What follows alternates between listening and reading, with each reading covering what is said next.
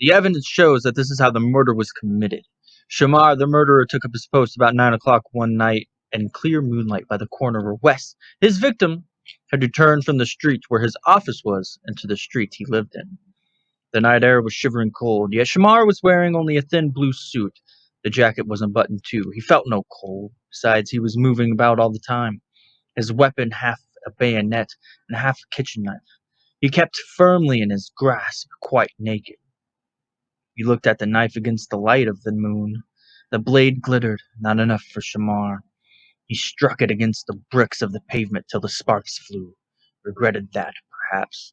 And to repair the damage, drew it like a violin bow across his boot sole while he bent forward, standing on one leg, and listened both to the whetting of the knife on his boot and for any sound out of the fateful side street.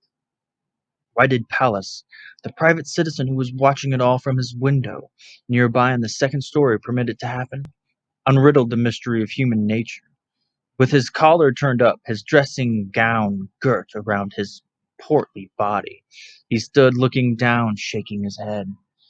And 5 houses further along on the opposite side of the street, Mrs. West, with a fox fur coat over her nightgown, peered out to look for her husband, who was lingering unusually late tonight.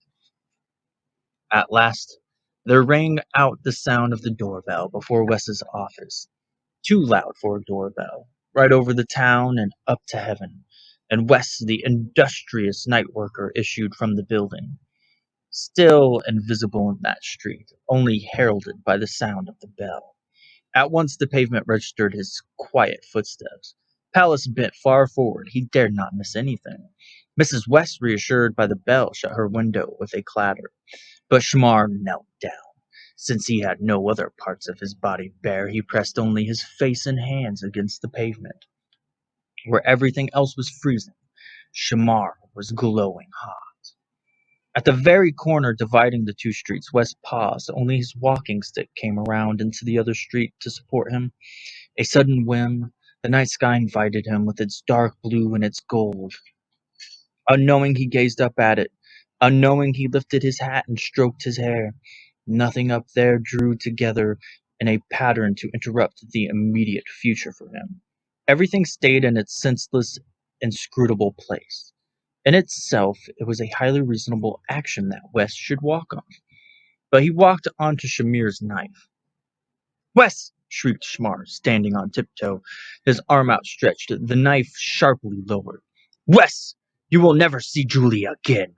And right into the throat, and left into the throat, and a third time deep into the belly stabbed Shamar's knife.